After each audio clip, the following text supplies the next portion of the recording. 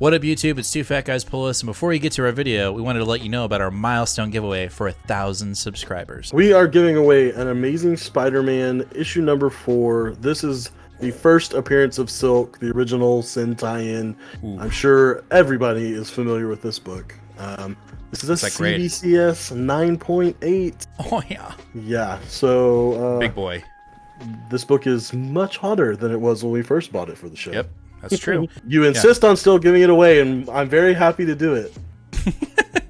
You can tell that he is not. But anyway, we are giving this away when we hit 1,000 subscribers. Kick-ass, key issue, first appearance of Silk, is someone's going to win this book. So go ahead, hit that subscribe button, and let's get to the video, shall we? What up, YouTube? It's Two Fat Guys Pull Us, and we've got another new video for you. We got April 2022 solicitations out for Marvel. We're over on CBR.com. You know how we do. Marvel turns its heroes against Spider-Man, relaunches Captain America, and more in April's solicits. Marvel's X-Men overhaul continues. Peter Parker's life spins out of control. When is it ever in control? And Hulk and Thor throw down more coming from Marvel in April of 2022. Let's go ahead and get into this thing. You know, actually, I've already kind of, we both kind of pre-screened, so we're just going to talk about certain books that tickle our fancy. We're not going to talk about all the books, but I've already, obviously we've already looked at the list. There's a couple in here that look pretty dope. Oh, there are for sure. There's a couple in here that I'm kind of iffy about. Oh yeah, for sure. We'll get into it. So first up, we've got Amazing Spider-Man relaunched issue number 1. We got John Romita Jr. on the artwork, and who's writing it again? Zeb Wells. Zeb Wells. Look at this Peach Momoko, by the way. Oh my god.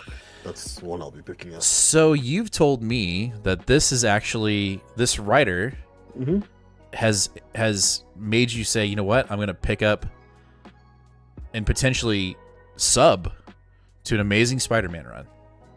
Yeah, I mean, Zeb Wells' Hellions was amazing and freaking hilarious, and I feel like he has the style of writing and ability to do the comedic timing that this character needs. And so, yeah, I'm totally on board for this. But he also has done, a mixture of dramatic and comedy too. So I think he's going to lead us in the right direction. I also think that showing that he was part of the Beyond team, that he's been part of the direction for a while. So hopefully, who knows if that means anything good, but hopefully we're at a cohesive direction for where the character needs to go, and it's something that someone can stick to, instead of the bumbling mess that has come before it. What do you think about John Romita on the art? Personally, hate it. I'm not the biggest fan. I'm not a fan of his art with today's coloring. It doesn't match. If you were to color his stuff old school, like in the 80s, sure. I'm not familiar with his art during his second renaissance when he was doing Spider-Man in the early 2000s, so I don't know, whatever. But just going off of what very limited exposure I have, like the cover, I just... I'm not interested. I'm not interested at all. Yeah, I have the same... Well, I have the same feeling with Mark Bagley. I just, like, everybody loves his artwork, and I'm like, I don't get it. And that's just a personal thing. Unfortunately, I think it's... they're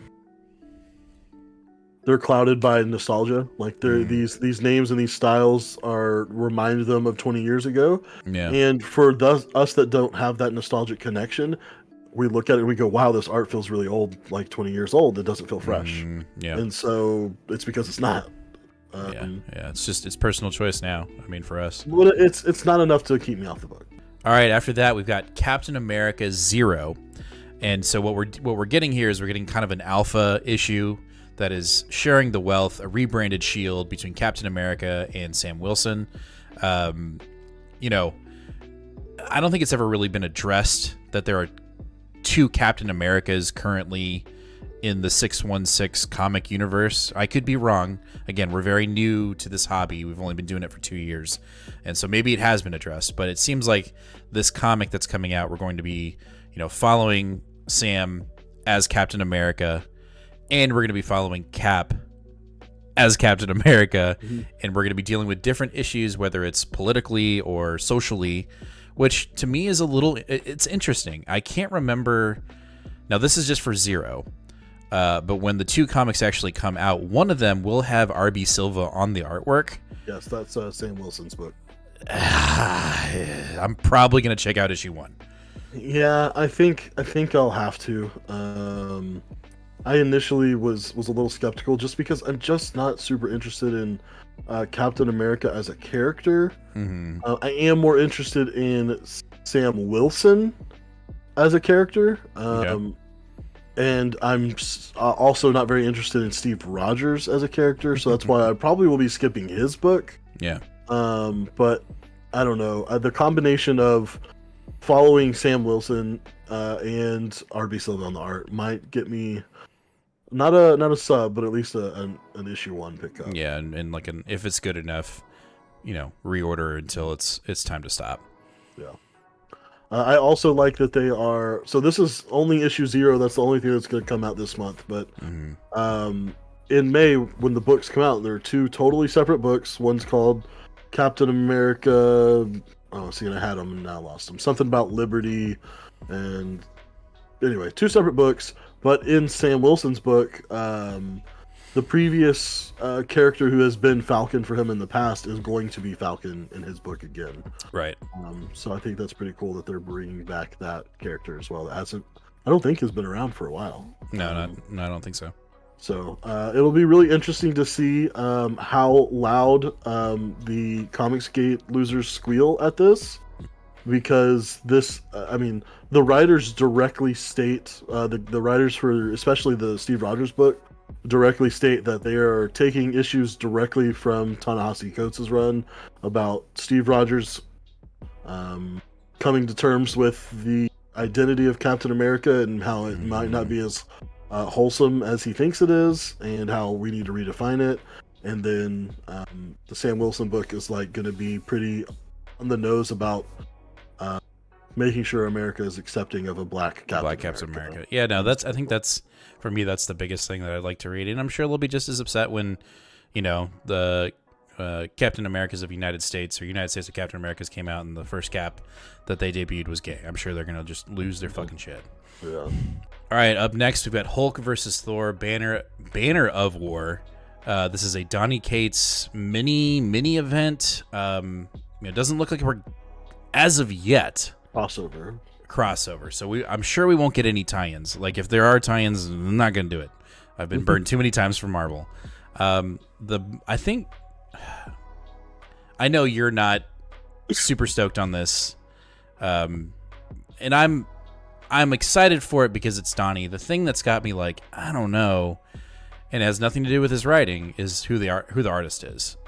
Just because it's not either Otley nor who's Nick Klein. It's somebody else. I don't think it possibly could have been. Right. Well, and this is just an alpha, right?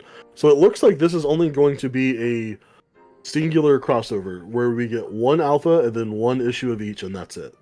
Okay. That's the way they're presenting it here. It just says it starts with an oversized alpha issue, and then key mysteries from both series will be revealed, as well as shocking consequences for the future continued in May's Thor number 25 and Hulk number 7. Banner and Thor are brothers. And it seems like and so this is coming off the heels of 2 arcs. So Hulk number 6 is which is in this solicitation somewhere, is the end of the first arc of Hulk. So I mean, it almost seems like it's not going to be interruptive either. It's just going to be a one issue thing. So I'm actually looking forward to this much more now that it seems like it's going to be very cohesive and confined. Okay.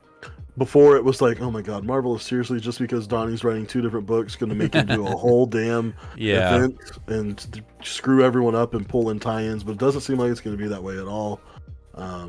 So, yeah. Well, and speaking of, like you said, Hulk number 6, here's the Otley cover. They're going to be cohesive. So far, obviously we're picking up Hulk. It's on my sub.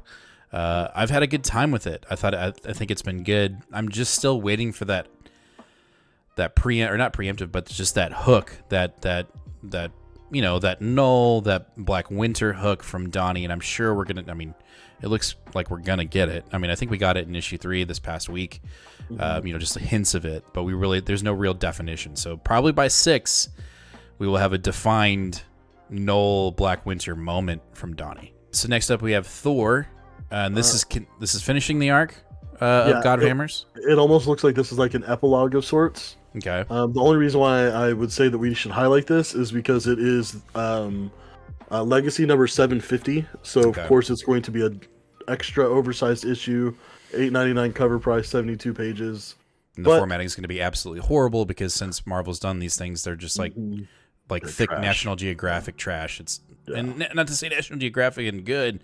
It's just we need pristine like cardstock. Right, issues on this thing. Yeah, we keep on complaining about it. Hear us, Marvel.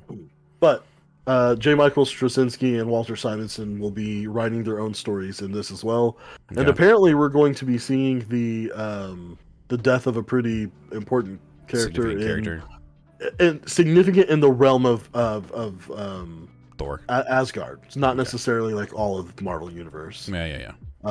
Also not pictured here, but I desperately want to see it. There is a Daniel Warren Johnson variant cover. It's not on here. Nope. Oh, I don't like there are 1, 2, 3, 4, 5, 6, 7, 8, 9 variant covers for this book, and we only have 2 of them here. So. And this is how expensive is this? $10? $8.99. Yay. Oh well. Well, I'll probably just pick up cover A. Only Daniel Warren Johnson if it's really good. Okay. All right, next up, kicking off our X-Men coverage. We're talking about every X-Men book, basically. I think there's like 2 that we're not going to talk about, but this is the launching point for most of the X-Men books for Destiny of X. And first up, it's X-Men Red from Al Ewing, our boy. This is probably one of the top X-Men books for me, 2022, that I am most excited about. Yeah, I think this is definitely at the top. Also, for me, the art on this is really big too. Stefano Casilli is going to be doing the interiors, and then Russell Dodderman's supposed to be continuing covers for a while. He did the first, 15 covers for Marauders that were really, really good. So, yeah, and we get 2 issues this month too. So we're getting Red and 1 and 2 bi-weekly. I wonder if that's going to be the schedule going on, or if we're just kind of launching April 2022 with 2 issues. We'll have to wait and see. All right, the next X book to talk about is Legion of X from Cy Spurrier, I believe. I am going to say this now. Okay. I am going to go ahead and give it an issue 1 because I want to be involved. Like, we both like X-Men books, right? And I'm going to say, I'm going to expand on this a lot more on Sunday's episode if you're watching this when we release it. So when we're talking about 119 pulls. But the biggest thing for me, and I'm just giving you a little snippet, is we have to remember that Hickman is no longer involved with these X books. And I'm afraid that I'm like, hey, I'm going to pick up this issue 1 because I want to give it a shot. But in like my subconscious, I'm like, because Hickman's got this grand design. Wait, no, he's not involved. And that's, I'm like conflicted, like I want to read it, but there's no trace of Hickman, I would assume, in these books. So I'm a little scared about it. Yeah, I am. Shit, I got that. You're good. I am very torn on this book. Nightcrawler is one of my favorite mutants of all time, if not my very favorite. Cy Spurrier, from everything else I have read besides Way of X, when even Way of X was good, but it was good. It was when we got into Onslaught. Was the not good, but yeah. Cy Spurrier makes me want to read this book. Nightcrawler makes me want to read this book. The shakiness of the new era makes me not want to pick it up. And honestly, Juggernaut being on the team makes me not want to pick it up. Wow. I Juggernaut's not a mutant, and well, that's what I guess for me, that's the mystery of it, is like, okay, so why why are we dealing, like, why is Juggernaut involved? And I think for me, I want that question answered. And I know we'll get it in issue 1, but. Well, I mean, who knows if we'll get it in issue 1 or not. I honestly think it would be foolish to not get it in issue 1 because it's a glaring problem. And if I'm being completely honest, I don't think I'm going to go ahead and say now, whatever reason they give it is going to be bullshit. Because the whole point of this is no humans here. That's the whole point. And so you're trying to tell me that not only are we allowing a human here, but we're allowing a human to be part of the police force? No, like, no way. There's literally nothing you can do to make me buy it. Well, unless it's Legion, or not, Legion just spitting in the face of Xavier. Because, like, that's the one thing I did get from Way of X was, like, he's going to do things his way. He doesn't give a fuck about Krakoa. You know, when we have a precog in the group, we have Blindfold, and then I don't know. I will give it issue 1. I'm going to say that, but if issue 1 isn't just drop dead fucking awesome, and I'm not floored by it, I'm not moving on with it. Yeah. All right, talk about a book that we are definitely intrigued in, and that is Knights of X from Teenie Howard. Yeah, this has been Excalibur was awesome. And I'm sure we're in the minority in that. There's a lot of people that have been hating on Excalibur. And so to basically get basically Excalibur 2.0 in this book, it's got me. It's just the only thing that is that we don't have our original artist on it. Yeah, I am sad that Marcus Toe is not here. We'll be mentioning him later.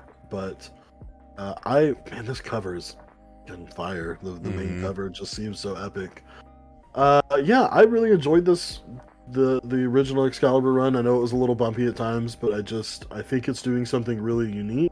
And I think the fact that this is coming back and Teenie Howard is still on the book, I think this shows that we're accomplishing the things we want to accomplish in Excalibur, and we've got enough faith in the team to keep going. Yep. Are we missing Jubilee? Is that what we're looking? Is that what it seems like here? Doesn't look like she's on the cover, so maybe she's out. I don't know.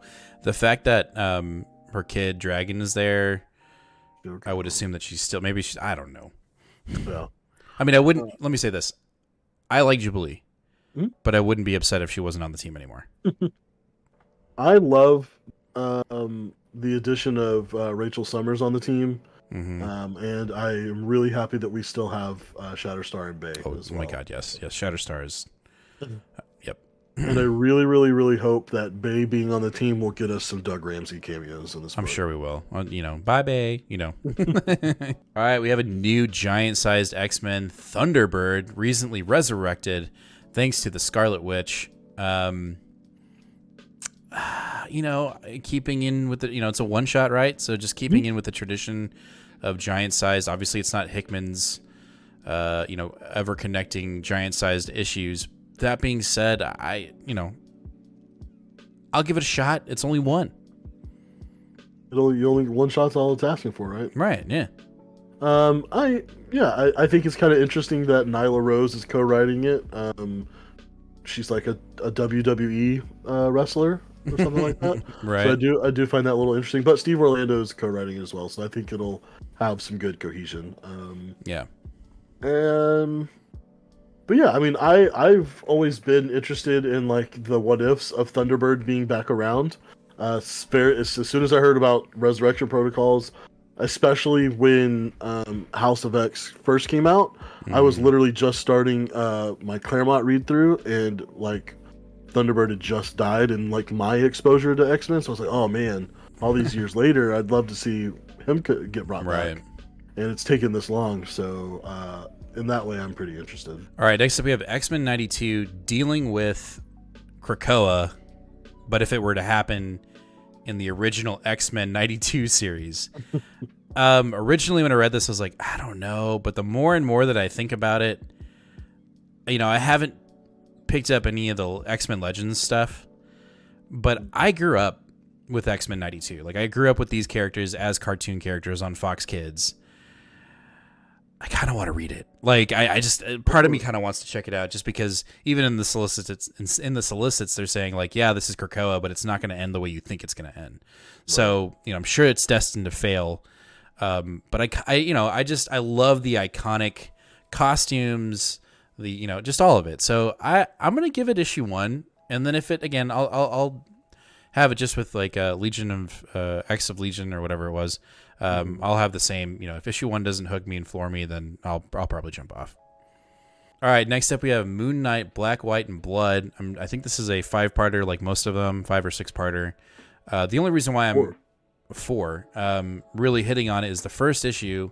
We have a Jonathan Hickman Moon Knight story, and right now I'm missing anything Jonathan Hickman. I'm not subbed to his Substack. I'm never going to, so I kind of want to read this first issue. I don't think it'll be a full-on pull to my sub, but I think for at least issue 1, I want to check out the Jonathan Hickman story. I will more than likely be picking this up as well for similar reasons, with the one added caveat that this Sienkiewicz cover is freaking amazing. Which one is it? This one or the other one? Yes, this one. Oh yeah, it's pretty good cover. Yeah, I really like that one. I have a feeling that Moon Knight is really going to explode. Well, obviously in 2022 with the TV show and the comic. I just have a feeling that we're going to get, I don't know. I just got this feeling. Obviously with the TV show, it's kind of an easy thing to say, but I just think people are in for a big rush and a big run with this character. Well, and I think it's going to scratch an itch that people are looking for, and with a little bit more, violence, a little bit more nuance, a little bit more darkness. A little weird too. A little weird, yeah. So, if you haven't seen the trailer, you need to go see it. Please do. It's amazing. I lost my contact. Okay. All right. Next up, we got. Give me mine. Next up, we got Captain Marvel issue. Or no, it's the annual. Dealing with the Starjammers. I mean, before I even said, "Hey, let's do a solicitations video." I saw this cover. I was like, "Nate's gonna fucking cream his pants." Like, yeah. Starjammers are my jam. I actually, when I saw this cover, I freaked out, and then when I scrolled down and saw it was just a single issue annual, I was like, "God damn it!" I was totally ready for a 6-issue arc of Starjammers. But interesting thing though is that Kelly Thompson's not writing the annual. She's not. It's Torn Grombeck, who co-wrote the last 2 Valkyrie titles with Jason Aaron. So okay. So yeah, I totally trust her in this book. Like, I'm not worried about it at all. Okay. All right. Next up, we have Spider-Punk issue number 1. Based off of costume design alone, I'm picking up this issue. I don't know much about this character outside of reading Wikipedia. It's alternate universe version of Spider-Man, I believe from Britain. Shredding Punk Spider-Man. You've got a mohawk needle on your on your head. Like, I'm down. I'm totally down. I've never really read any stories with him involved, like the Spider-Verse stories. I want to Spider-Geddon, all that stuff. Like, I haven't gotten into it, but I've always wanted to, and so I will be picking this up, especially if it's going to give us more insight to this character. I want to know more about multiverse Spider-Man, so I'm on board. Yeah, this will be a day of decision for me because I'm not that big of a Spider-Man person, but this is pretty cool. It's pretty dope. Yep. And I'm sure I butchered it. I'm sure someone in the comments will go, "No, actually, it's this." That's fine. Let us know. Let us know when we fuck up, please. I would love. We need that. We need that continuity, and we need that constructive criticism. Oh, look, we found an X-Men title that wasn't in the X-Men area, and that's Marauders, issue number 2 of the new run from Steve Orlando. Dealing with Cassandra Nova, Charles's twin, who he messed around with in utero. Like, I don't know. It's weird. Either way, this cover's fire. It has me hopeful for after the annual, that the annual is going to be so good that I'm going to continue to read Marauders. I'm sure I am. But this cover alone has me intrigued to continue picking up Marauders. Well, I know I will be picking up at least through issue 2 because as soon as I read the description and it says the Marauders race towards Shi'ar space, I said, "Yep, Yep. yep, okay, Starjammers. Yep. Shi'ar space. Yep. Yep." Cosmic. Yep. So yes, I will be picking that up for sure. All right. Next up, we have Immortal X-Men issue number 2. We got this Brooks cover as the main cover. Yes. This is another one of these new Destiny of X books that I am cautiously optimistic and just I have to get Hickman out of my mind. Now it is Karen Gillan, which I am absolutely loving their Immortal Eternals run right now. We just read issue 9, I believe, in our current poll as of this video, and he's pulling out everything, including the feels. So I can't imagine that we're not going to get that in this book. I'm getting more and more respect for Karen Gillan as I read his Eternals run, and I'm sure I'm going to love his Immortal X-Men. Yep, I'm looking forward to it. We got X-Men from Gary Jerry. I'm still digging it. I know that it's getting flat for you, but I'm still digging it. I'm just liking the thing that I like about it. Obviously, we're just not going to get some connectiveness. Maybe that'll change as we continue on with his run. Mm-hmm. But I do like just the casualness of it sometimes. Like, especially if we're going to get out of this Hickman run, this Hickman idea, it's kind of a nice transition to like, you know what? It's just X-Men. I don't know. We're being sold a bill of goods that everything here is interconnectedness. Then it needs to be everything's interconnected. Yeah, and we're going to get to that with our next book. Speaking of a bill of goods that is being sold that isn't quite exactly what it is, that's X-Force. This is coming off of the deaths and lives of Wolverine, X, whatever. I don't want to spoil it, but I think this is just going to be a continuation of that storyline. I could be wrong. We literally just got the first issue, but as of right now of Lives of Wolverine, I don't know. Like, I'm going to read it, but god damn it, stop selling me something that it's not. And this will become much more clear when we do our review on Sunday. I'm almost certain I won't be picking this up. That's okay. I like this cover though. I will say that this cover is fucking fire. All right, we got New Mutants. It's a no-brainer. I don't think we really need to. It's just gonna happen. Yeah, I mean this one's 100%. This is the relaunch, with the Destiny of X, but it's still our same exact team: Vita Ayala and Rod Rice. Looks like we've got Lionel Francis Yu doing the covers, at least for now. It looks like we are going to have a big giant showdown between Magic and Madeline Pryor. Yeah, I'm very intrigued. Yeah, no brainer. All right, let's talk about Wolverine. This was on the chopping block for me. And the only reason, and I know you're probably going to drop it, but for me, the additive of Deadpool being a reoccurring character, if not, a solid number 2 in the Wolverine run, has got me. I think this book is way too fucking serious. And to throw in Deadpool, I think will be a nice change of pace. The covers alone have me sold. I love this cover. I want more Deadpool. I wish there was a Deadpool Krakoan book, but he's not allowed on the island. So for Wolverine to play babysitter, I'm about that personally. Yeah. All right, next up we have Avengers issue number 55 from Jason Aaron. We're jumping back into his Heroes Reborn storyline. Nighthawk has been floating around in this and some other books, trying to get back to his Heroes Reborn universe. And, clearly that's a Jason Aaron built story. The current Avengers run has got me rebooted on it, even though I never really left it. But I'm just kind of like optimistic and hoping that it'll continue to feel more like a Jason Aaron's Avengers run rather than like the next massive event. You know what I mean? Yeah, I'm gonna have to play it by ear because I don't know. I feel so burned by this run, and I said I was only gonna stick around while we were doing the weird limbo between the two books, between the two Avengers books. And so this seems like this is the first issue not doing that.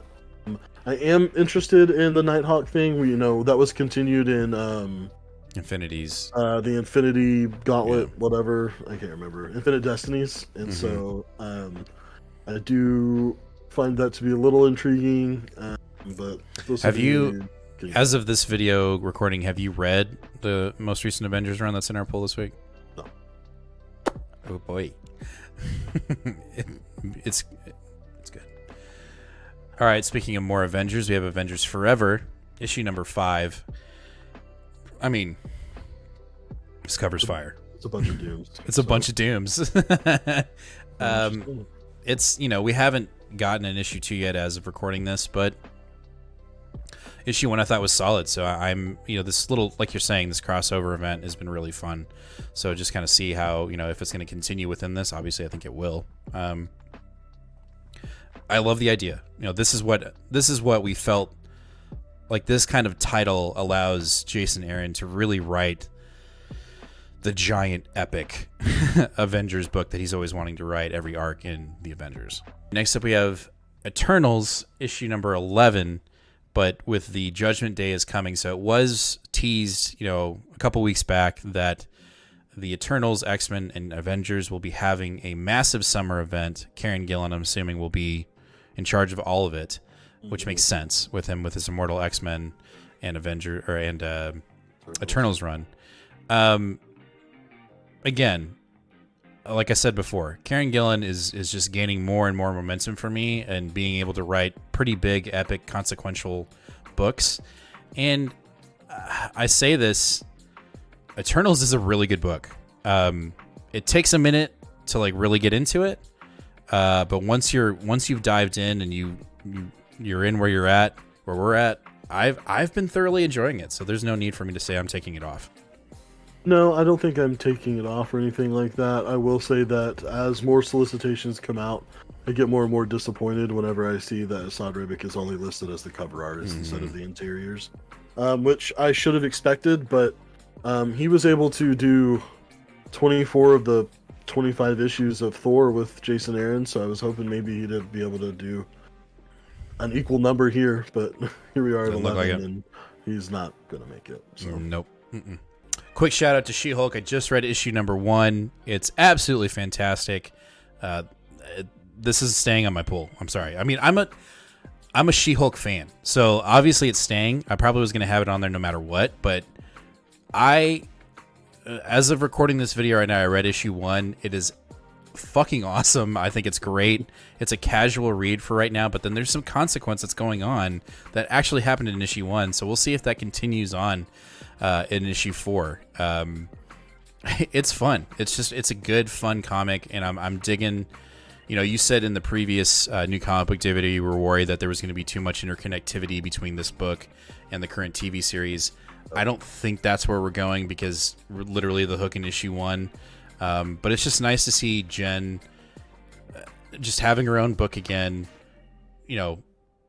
playing in the Marvel universe, and just there might actually be some weight and consequence. It's fun. Next up, we have Shang-Chi, issue number 11. This run has been absolutely fantastic, and we're getting to somewhat of my disappointment, but it gets pushed aside, that disappointment, because of who the new artist will be on this book. Yeah, Marcus Toe will be joining the book, it looks like, on issue 11 as the ongoing artist. I've been lamenting the fact that Marcus Toe is not on the Knights of X books with Teenie Howard. I think that his version of a lot of those characters have quickly become my definitive versions of what they should look like, and so I'm really disappointed he's not on that book. But you keep yelling at me to pick this up anyway. I've got the first 2 trades that I need to read, but this is what will probably get me to start picking up the single issues, because I really enjoy his art.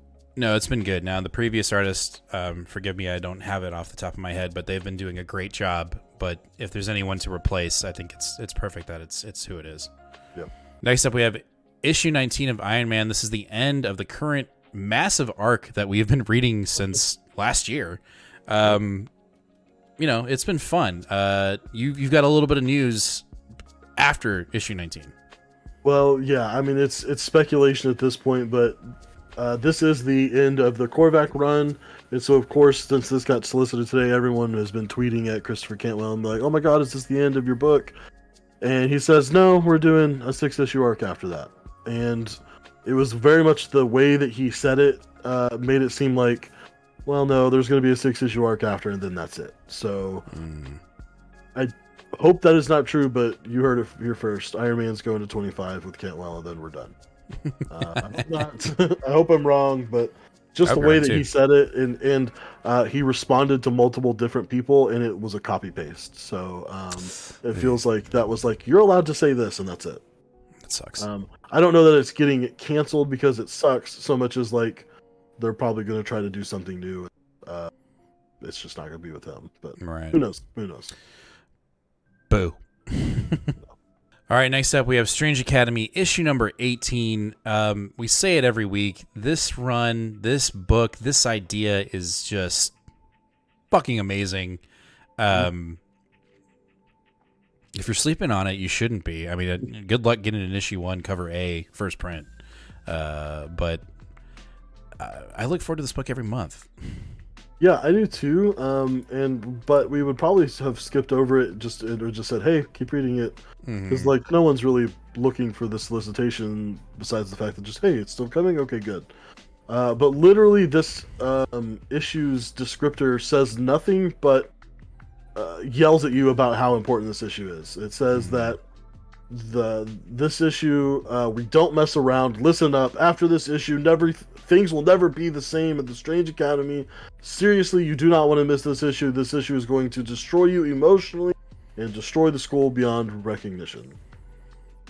So, sounds like some shit's going down in Strange Academy. So make sure you're paying attention to picking this one up. Also, Alberto Ramos still on the book. Still on it, man. Good job. There's a lot of good collected editions coming out this month as well.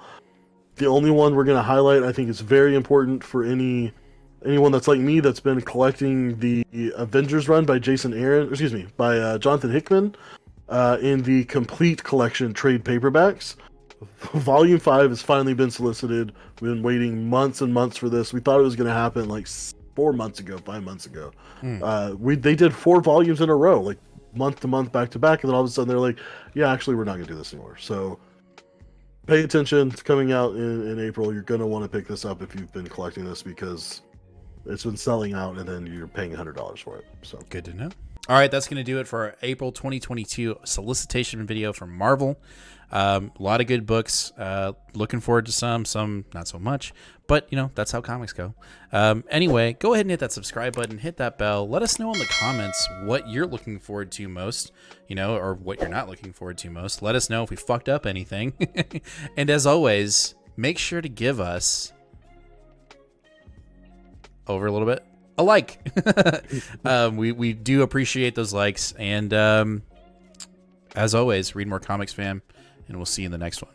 Later.